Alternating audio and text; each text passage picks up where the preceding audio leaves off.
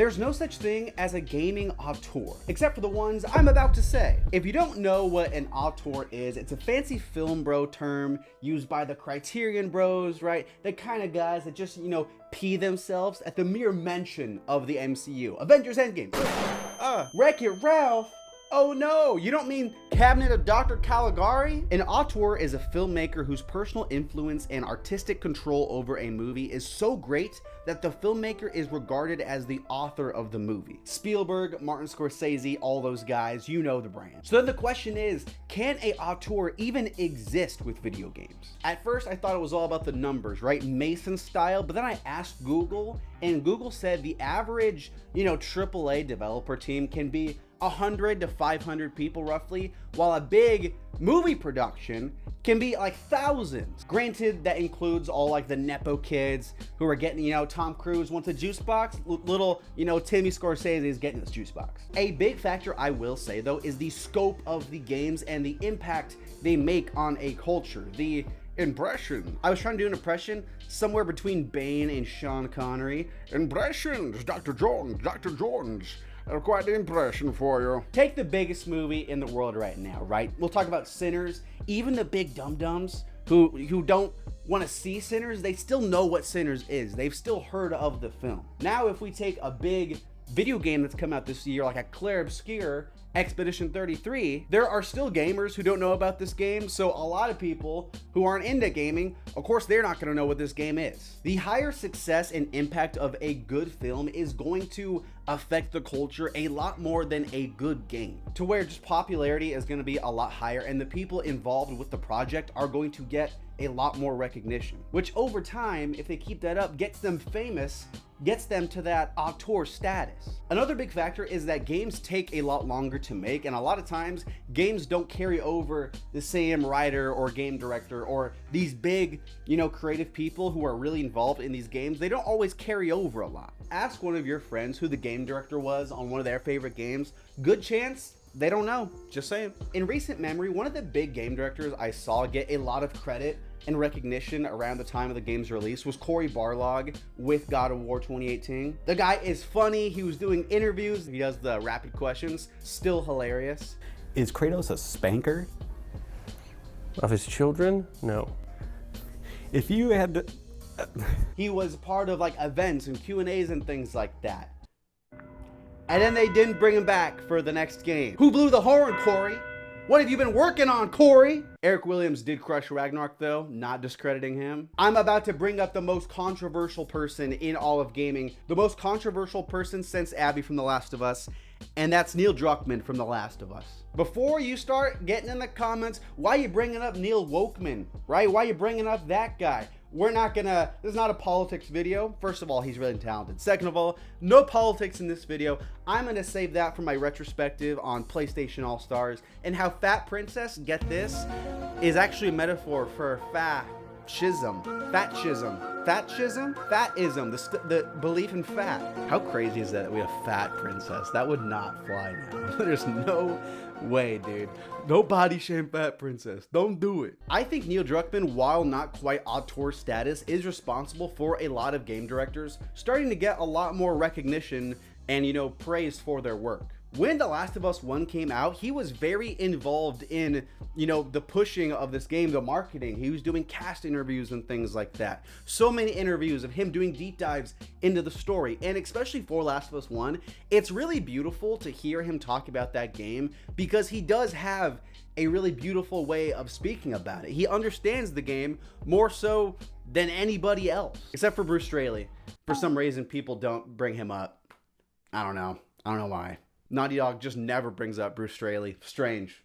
I don't know. Conspiracy? Fascism? Fat Princess? People wanted to hear him talk about the game, and I'm pretty sure he wanted to talk about it as well. Since then, we have gotten these game directors get a lot more credit. The Cory Barlogs, Brian Inthanar, I think that's his name, who did Spider-Man. They're doing interviews, they're doing press and things like that. They're getting more recognition they deserve. Granted, there's so many people a part of these teams who deserve recognition, but just realistically, there's never going to be a world where everyone is out here, doing IGN panels and things like that. There are are no gaming auteurs, but there are a few people I'm gonna talk about. And actually one is a gaming auteur. So I lied when I say there's none, my bad. Neil Druckmann, like I said, you might not like him, but these are games that feel marketed as Neil Druckmann type games, products of that type. Once you bring in the Bruce Straley of it all, it's hard to give Neil Druckmann, creative director, all credit on him for games like Last of Us and Uncharted 4, which if you take those away, it's really just Last of Us 2.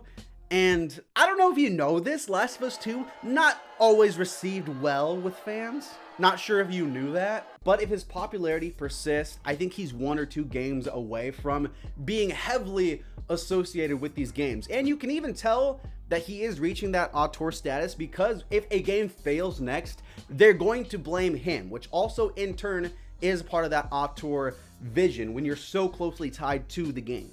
Hidetaka Miyazaki. This guy, while his resume is very impressive, I don't think he's quite there yet because I feel like he and FromSoft have really hit their overall recognition and appeal with the release of Elden Ring. Of course, the Souls community loved his past work, all the Souls games and things like that, but Elden Ring's Elden Ring, it's complete own beast of itself. So I think if he releases another big Elden Ring game that is as popular, that is this big cultural phenomenon, sure, 100% he can get to that level. But I mean, again, it's different. As good as those games are, there's a reason why we're getting Elden Ring the movie and not Dark Souls 2 the movie. Next guy, I think actually has a very strong chance of being considered a gaming auteur, and that's Ken Levine. If you don't know Ken Levine, you don't know ball, quite frankly. Ken Levine, creator of System Shock 2, BioShock, BioShock Infinite, 3 slapper games. And it has been 12 years since this guy's dropped. 12 years. Ken Levine, even Frank Ocean's like, dude,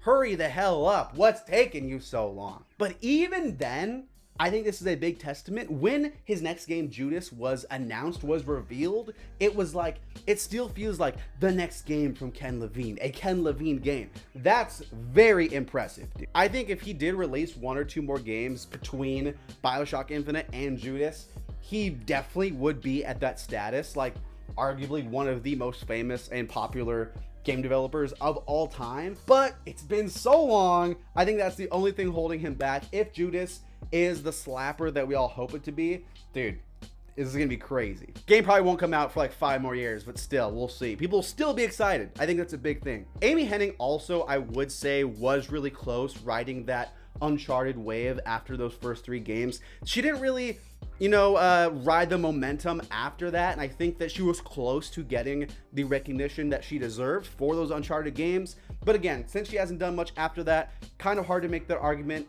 She has a game coming out soon though, I'm looking forward to that. However, there is one very easy answer for, who is a gaming auteur. This one, undisputed, the most, I would say, influential game developer of all time. Maybe not the most, but as far as like who he is as a person, as a creative connected to his product.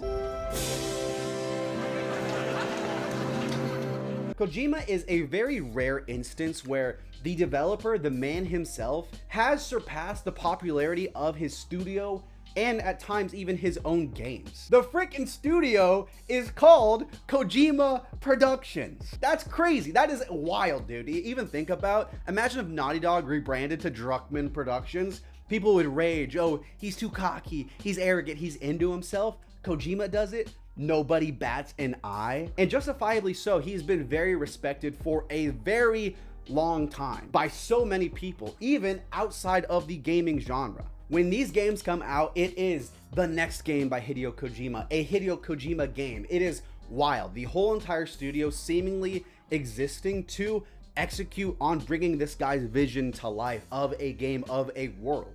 He's incredibly creative too. Say what you will about like a Death Stranding. Obviously Death Stranding 2 probably out by the time this video's out, but I haven't played it. Very unique, very creative game. This guy makes unique products. He makes games that are influential, and you can't deny that. He is 1 in a million, and I don't know if any other person will reach this status of auteur in gaming history. He's by himself in that right. Anyways, that's the video. Hit subscribe. I'll talk to you later. Retention, baby. That's a quick sign off. Let's do it.